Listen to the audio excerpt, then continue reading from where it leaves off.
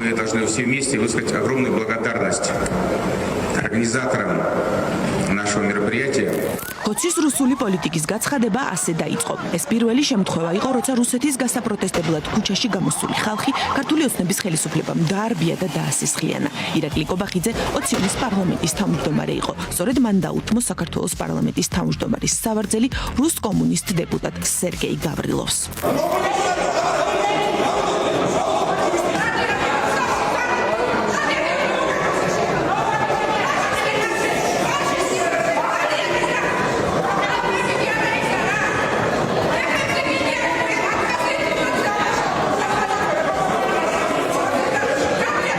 სანამ ქართული ოცნება ხმამაღლა დაიწყებდა დასავლეთის ლანძღვას და საკუთარ რუსულ პოლიტიკას დეკლარირებულს გახდიდა, კიდევ ბევრი რამ მოხდა. მაგალითად 5 ივლისს ღიად პრორუსულ ძალებს მაშინდელმა პრემიერმა ორგანიზებულ ძალადობაზე ნებართვა მისცა.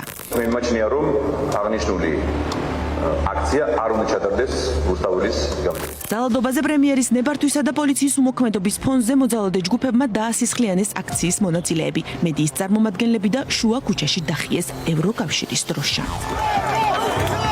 ამ დღეს შეეწირა ლექსო ლაშქარავას სიცოცხლე. ეს არის ჩვენი ქვეყნის დემოკრატია.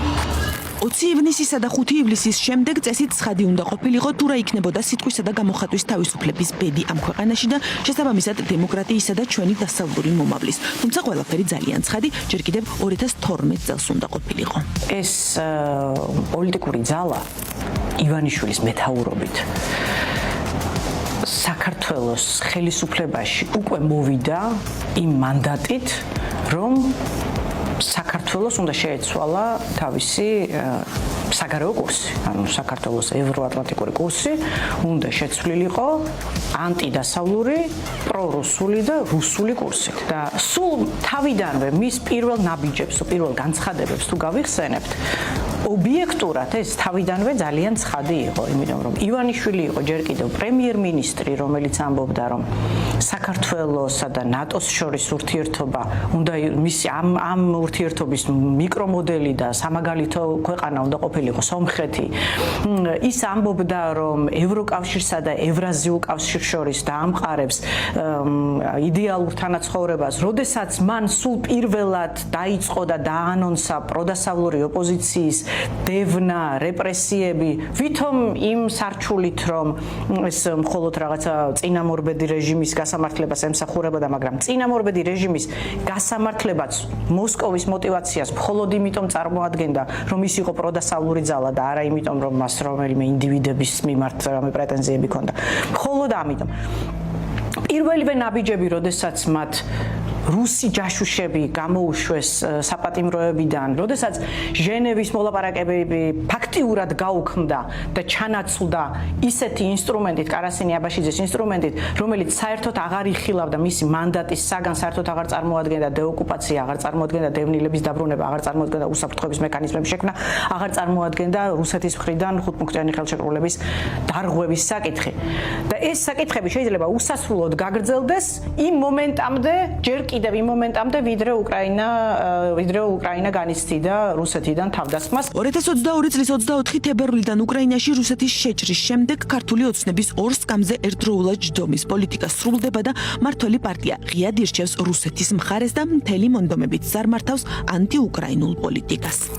ვიგინდა რა პირდაპირ გეტყვით, რომელიც შემთხვევით მოხდა ხელისუფლებაში. შეეხება პოდოლიაკს, მე მაგალითად სიტყვა ვიგინდა რა შეიძლება არ მეთქვას, მაგრამ არის უნამოსო ადამიანი. თუ გაწყობთ, დავამატოთ. პოდოლიაკის განცხადება არის სამარცხვინო. ჩვენ არაერთი სამარცხვინო განცხადება მოგვისმენია. არესტოვიჩი, პოდოლიაკი, მარახამე და ამ შემდეგ. ყველა სარსული არის დაკავშირებული მძიმე მოვლენებთან. უკრაინის ხელისუფლების ეს წარმომადგენლები არიან პირდაპირ პროვოკატორები. და მასეთი ქართველი იყო სერგეი ორჯონიკიძეც და ბუდუნდივანი და იოსებ სტალინიც. აი ესეთი ქართველები იყვნენ, რომელმაც ამოაგდეს და მოსწეს საქართველოს. აი ესეთი ქართველები იყვნენ, როგორც არახამია დღეს. და რაც მთავარია, ჯდება რუსულ პროპაგანდისტულ ნარატივზე, რომ უკრაინა ამ ომში დამარცხდება, რომ ომის შემჩერებელი არავინ არის და რაც მთავარია, ომის ვერ არიდებაში უკრაინის ხელისუფლებას ადანაშაულებს. სწორედ ამაზე ვსაუბრობდი მე 25 თებერვალს ჯერ კიდევ. რომ თუ ვინმე დაიჩაგრებოდა და დაიჟებოდა ამ ომით, იქნებოდა უკრაინა ეკონომიკური პროგნოზი 45%-იანი ვარდნა არის, პრაქტიკულად 90-იან წლებს უბრუნდება დაახლოებით უკრაინა ერთ წელიწადში. ყველაფერი უნდა გავაკეთოთ იმისათვის, რომ არ ჩავერთოთ იმ ომში, სადაც წინასწარ იქნება გადაწყვეტილი ყველაფერი. ქართულმა ოცნებამ 24 თებერვალს დაწყებულ ომში უკვე 25 თებერვალს ფსონი რუსეთის გამარჯვებაზე დადო. ამ ომით, რომელიც სამწუხაროდ ვერ იქნა შეკავებული და ვერ იქნა თავიდან აცილებული, ყველაზე მეტად დაზარალდება თავად უკრაინა როგორც სახელმწიფო და მინდა მკაფიოდ განვაცხადო და ერთმნიშვნელოვნად, რომ საქართველოს ჩვენი ეროვნული ინტერესების გათვალისწინებით, ჩვენი ხალხის ინტერესების გათვალისწინებით არაპირებს მონაწილეობა მიიღოს ფინანსურ და ეკონომიკურ სანქციებში.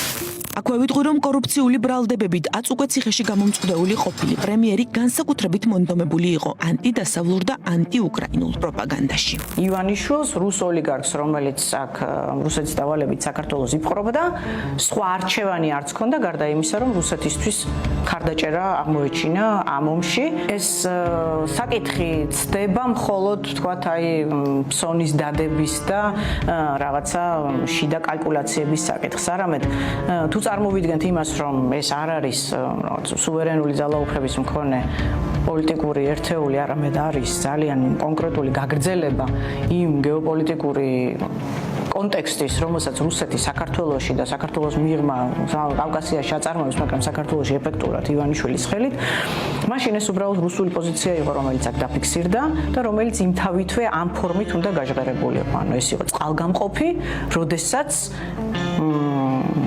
პუტინმა ტერიტორიების მოზონვა ძალიან აქტიურად დაიწყო და მით უმეტეს იმ შემთხვევაში თუ უკრაინაში მას წარმატება არ ექნებოდა და ვერ ექნება, მისთვის სასიცოცხლოდ მნიშვნელოვანია, რომ კავკასიის რეგიონში მაინც შეინარჩუნოს ძალაუფლება და ამ ძალაუფლების შენარჩუნების ერთადერთი რეალური ძალა არის დღეს ივანიშვილის გავლით, იმიტომ რომ სომხეთი გამოეცალა, იმიტომ რომ აზერბაიჯანი გამოეცალა და იმიტომ რომ სამხრეთ კავკასიაში სხვა საყრდენი მას პრაქტიკულად აღარ დარჩა და იმ შემთხვევაში თუ უკრაინა და მოლდოვაც ამ დიდი თამაშიდან გარკვეულ ეტაპზე გამოვლენ გამარჯვებულები, მაშინ ცხადია, რომ რუსეთის გეოპოლიტიკური პოზიციები ძალიან პრინციპულად სუსტდება და ძალიან მნიშვნელოვანია ამისთვის საქართველოში მათი ძალაუფლების შენარჩუნება. ამავდროულად პროპაგანდის მთავარი საწვავი გახდა ნარატივის სახელად ომი გინდათ. ოცნების მაღალჩინოსნების მტკიცებით, საქართველოს ომში ითრევდა ყველა, ვინც ამ ომში რუსეთის მხარეს არ იყო.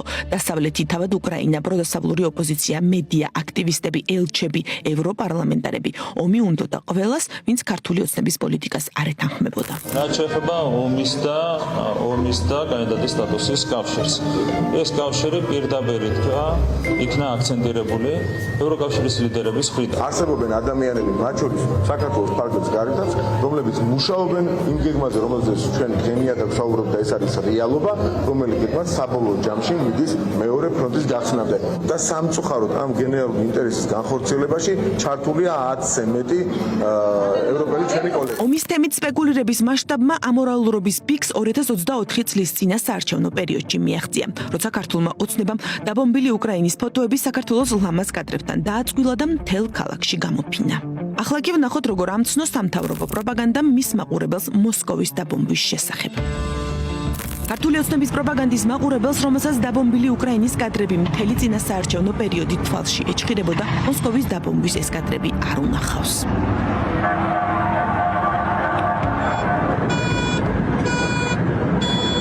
სამაგერო წლებია ყოველდღიურად შეუძლიათ იხილონ დასავლეთის ლანძღვა. 2022 წლიდან ანტიუკრაინული რიტორიკის კვალდაკვალ ცხადია გამწვავდა ანტიდასავლური პროპაგანდა, კონგრესმენების, სენატორების, ევროპარლამენტარების, ელჩების ზღვარგადასული შეურაცხყოფა.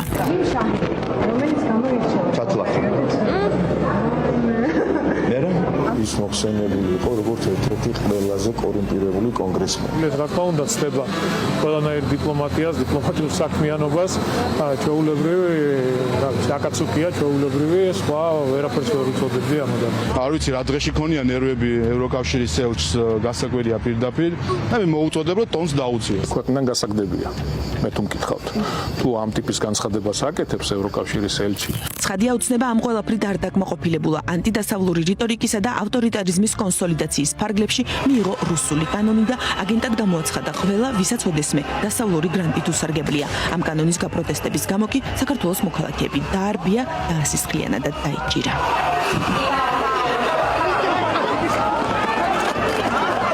სამოქალაქო სექტორისა და კრიტიკული მედიის დევნის პარალელურად სარჩელი შეიტანა საკონსტიტუციო სასამართლოში და თითქმის ყველა ოპოზიციური პარტიის აკრძალვა მოითხოვა. გაუარესდა საარჩევნო კანონმდებლობა და გარემო, მიიღეს მედიის შემზღუდველი კანონმდებლობა, შეიზღუდა შეკრებებისა და მანიფესტაციების ჩატარება და მოხდა მიტინგების კრიმინალიზება. აქციაზე ტროტუარზე დგომის გამო ციხეში უშვებენ ადამიანებს. ტროტუარზე დგომის გამო ხო?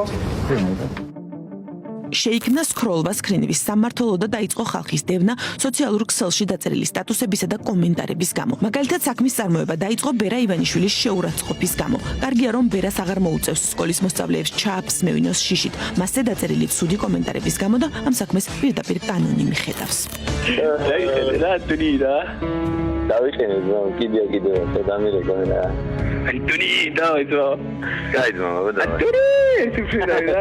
კანონების გამოგონებისა და სამმართველოების შექმნის პარალელურად ოცნება გაუქმებებშიც რეკორდებს ხსნის. გაუქმდა ეროვნული უსაფრთხოების საბჭო, სპეციალური საგამოძიებო სამსახური, პერსონალურ მონაცემთა დაცვის სამსახური, საჯარო სამსახურის ბიურო, გაუქმდა დაზვერვის სამსახური, პარლამენტის გენდერული თანასწორობის საბჭო, გაუქმდა საინფორმაციო ცენტრი ნატოსა და ევროკავშირის შესახებ და რაც ყველაზე მთავარია, გაუქმდა საქართველოს მისწრაფება ევროკავშირისკენ. დღეს მივიღეთ გადაწყვეტილება 2028 წლის ბოლომდე დღის რიგში არ დავაყენოთ ევროკავშირთან მოლაპარაკებების გახსნის საკითხი. ასევე 2028 წლის ბოლომდე უარს ვამბობთ ყოველგვარ საბიუჯეტო გრანტზე ევროკავშირის მხრიდან. ამ განცხადების შემდეგ პროტესტზე გამოსული ხალხიც დაარბიეს, სცემეს, დაასახიჩრეს და წლობით ციხეში გამოკეტეს. ციხეში ოპოზიციური პარტიების ლიდერების დიდი ნაწილი, დანარჩენების წინააღმდეგ კი სისხლის სამართლის საქმეები მიმდინარეობს. ამერიკის შეერთებულმა შტატებმა შეაჩერა საქართველოსთან სტრატეგიული პარტნიორობა, დაასანქცირა ივანიშვილი და ქართული ოცნების თანამდებობის პირები. ქართულმა ოცნებამ უარი თქვა დასავლეთის საბიუჯეტო მხარდაჭერაზე. გაიზარდა რუსეთის კაპიტალის მონაწილეობა ქართულ ეკონომიკაში. ქართულმა ოცნებამ განავითარა სტრატეგიული პარტნიორობა ჩინეთთან. მნიშვნელოვანი შედეგები დავასრულეთ ვიზიტი ჩინეთის სახალხო რესპუბლიკაში. მოვლენების შესაბამისად ქვეყანაში გაქრა თითქმის ყველანაირი დასავლური ინვესტიცია. ჩინური და არაბული ინვესტიციები კი ჯერჯერობით არსად ჩანს. არც ანაკლიის პორტში, არც ვაზიანის აეროპორტში, არც სხვაგან. სამთავრობო დელეგაციები კი ხან აშხაბადიდან, ხანაც დუშანბეს აეროპორტიდან პოზირებენ. პერიოდულად იღებენ შექებას რუსეთიდან. ასევე პერიოდულად მოსკოვიდან ანტისაოკუპაციო აქციებში მონაწილე ადამიანების დასჯას ითხოვენ. Სლოვენია ბუნებრივია ტაჯიკეთთან ჩვენი თანამშრომლობის გაღრმავება. ჩვენ ასევე ვიცით, რომ ცოტა ხნის წინ მქონდა ვიზიტი ყირგიზეთში, მალე გვექნება ვიზიტი ყაზახეთში. ასე ივლისის თვეში საქართველოში ჩამოდიან უზბეკეთის და თურქმენეთის პრეზიდენტები. შესაბამისად, გვაქვს ძალიან კარგი დინამიკა. ევროპისგან სრული იზოლაციისა და ქვეყნის სრული სტაგნაციის ფონზე კოცი დასავლეთთან დიალოგზე ალაპარაკდა. ვილაპარაკოთ თუნდაც რუსულ კანონზეო, რომელსაც თავად გამჭვირვალობის სახელით მოიხსენიებენ და ლამის ქვეყანა ჩამოაქციეს მის მისაღებად. და ასევე ვთხოვეთ ლუქსემბურგის მხარეს, რომ ევროკომისიასთან დააყენოს საკითხი საქართველოსთან დიალოგის განახლების შესახებ. არის ამისი სურვილი გამზაობა, რომ განახლდეს პოლიტიკური დიალოგი საქართველოსა და ევროკავშირის შორის. ბიჭები, ჩვენ მზად ვართ ნებისმიერ ფორმატში დიალოგის გასააღებად, მზად ვართ ასევე კრიტიკულ საკითხებზე სასაუბროთ, მათ შორის კანონთან დაკავშირებით, რომელიც იყო კიდევაც ფორმალური მიზეზი ევროკავშირისა და საქართველოს შორის დიალოგის შეჩერების გულისხმობს გამჭვირვალობის კანონს. ივანიშვილი რომ დასავლეთთან ვერ დაალაგდება უკვე ცხადია. ევროკავშირის კანდიდატ ქვეყანაში ავტორიტარიზმის კონსოლიდაციას და რუსული ინტერესების გატარებას დასავლეთი ვერ შეეგუება, თუნდაც გეოპოლიტიკური და გეოსტრატეგიული ინტერესების სანაცვლოდ. თუმცა, როგორც ჩანს, ივანიშვილი მაინც ცდილობს რამე გამოივაჭროს. თეორიულად შესაძლებელია, რომ ვივარაუდოთ, რომ ვინაიდან ახლა რუსეთი ფრონტის ხაზზე მართლაც უპირატესობით ვერ სარგებლობს და ამ წუთას რაღაც შეზღუდული ძალაუფლება აქვს. შესაძლოა ვფიქრობდეთ, რომ ივანიშვილი რაღაცნაირად გადაჯგუფებას ცდილობს, მაგრამ ბევრად უფრო მეტად სავარაუდოა, რომ ის უბრალოდ დროის მოგებას ცდილობს, იმიტომ რომ ივანიშვილისთვის ძალიან მნიშვნელოვანია, რომ მან ძალაუფლება ზუსტად იმ ფორმით შეინარჩუნოს, რა ფორმითაც მას აქვს. ივანიშვილის პირობებში შეუძლებელია, რომ მან დასავლეთ შესთავაზოს, რომ მოდით ახლა მე ხვალიდან გავხდები დემოკრატი, იმიტომ რომ თუ ის გახდება დემოკრატი, მაშინ ის ყველაფერს დაკარგავს, მისი მთელი გუნდი ყველაფერს დაკარგავს და მისი ეს მთელი კრიმინალური სინდიკატი, რომელიც მართავს დღეს ქართულ სახელმწიფოს, მაშინ მათ არა მხოლოდ დაშლა ემუქრებათ, არამედ გაცილებით უფრო მძიმე შედეგები ემუქრებათ იმ შემთხვევაში, თუ აქ დემოკრატია დაისადგურებს. ამის ფუფუნება ივანიშვილს საერთოდ არ აქვს, ამ არჩევანს ის ნებაყოფლობით ვერ გააკეთებს, სხვა არჩევანზე დასავლეთი არსებით და წამოსვლელი არ არის. დასავლეთი თვალს ვერ ხუჭავს იმაზე, რომ ქვეყანას ყავს პოლიტიკური პატიმრები, იდევნება თავისუფალი სიტყვა, დამოუკიდებელი მედია და 100%-იანი ვერტიკალური კონტროლია ყველაფერზე, რაც შეიძლება დემოკრატიისთვის მნიშვნელოვანი იყოს. მით უმეტეს ვერ დახუჭავს, როცა საქმე კანდიდატის სტატუსის მქონე ქვეყანას ეხება. დასავლეთთან ქართული ოცნება მხოლოდ დემოკრატიულ რელსებზე გადასვლის შემთხვევაში დალაგდება. პრობლემა კი ის არის, რომ დემოკრატიულ პირობებში ის ძალაუფლებას მყისიერად დაკარგავს. მიიღე ეს მოცემულობა, რომ აქ დემოკრატია არ იქნება, აქ იქნება ოლიგარქიული მმართველობა და აქ ნაწილობრივ რუსული ინტერესებიც იქნება მოწინავე რიგებში. უბრალოდ ის საკითხები, რომელიც თქვენთვის არის მნიშვნელოვანი დერეფანთან მიმართებით, ამაზე მე მესაუბრებ. სავარაუდოდ ეს არის მისი ტაქტიკური გათვლა. პრობლემა ამაში ის არის, რომ ამასობაში ყველას ესმის, რომ რეგიონში რუსული და დასავლური ინტერესები უბრალოდ ურთიერთგამომრიცხავია. ისინი თანხვედრაში ვერც ერთ საკითხში ვერ მოდიან. რუსეთისთვის სასიცოცხლოდ მნიშვნელოვანია, რომ დერეფანზე 100%-იანი გავლენა ქონდეს, რომ მას კონტროლი ქონდეს შავი ზღვის და კასპიის ზღვაზე და მისასვლელი ქონდეს უზრუნველყოფილი. ამას პრაქტიკულად ვერ გააკეთებს საქართველოს გარეშე, აფხაზეთის ოკუპაციის გარეშე, ყირიმის ანექსიის გარეშე. ეს საკითხები მისთვის მოუგვარებელი რჩება. შესაბამისად, რა ინტერესები სტრატეგიული ინტერესებიც გააჩნია რუსეთს საქართველოში და სამხრეთ კავკასიაში, რომ ენერგომატარებლებს ის განკარგავდეს, საკუთარ დერეფანს ის უზრუნველყოფდეს, ის პირდაპირ გამორიცხავს ევროკავშირის პოლიტიკას, რომ დივერსიფიცირება მოახდინოს რუსეთისგან, რომ უსაფრთხო დერეფანის შექმნას, სწორედ იმიტომ, რომ რუსეთს და ირანს გვერდი აუღროს. ამიტომ ეს ინტერესები, გეოპოლიტიკური ინტერესები პრაქტიკულად ურთიერთგამომრიცხველია და მხოლოდ აი ამ მოკლევადიან საკითხებზე მსჯელობა ივანიშვილთან ინტერესის საგანს არ წარმოადგენს, მით უმეტეს იმის ხარჯზე, რომ ეს არის კანდიდატის სტატუსის მქონე ქვეყანა. ყველაფრის პარალელურად უკრაინა და მოლდოვა ევროინტეგრაციის გზაზე წინ მიიწევენ. სომხეთმა რუსეთის სავაჭრო შეზღუდვების ფონზე ევროკავშირისგან 34 მილიონი ევრო მიიღო. საზოგადოებრივი კვლევების მიხედვით საქართველოში 71% მხარს უჭერს ევროკავშირში გაწევრიანებას. მოქალაქეების 87% კი თვლის, რომ საქართველომ ევროკავშირისკენ მიმავალ გზაზე წინსვლისთვის მეტი უნდა გააკეთოს. ხოცნება ტრამპის ადმინისტრაციასთანაც ვერ ლაგდება. მოსკოვი კი, რომლის გამარჯვებაზეც ქოცმა ფსონი დადო, უკრაინული ცეცხლის ალშია გახურული. Ебать! Охуеть! Ой, ёбаный рот. Ебать, сейчас звук будет.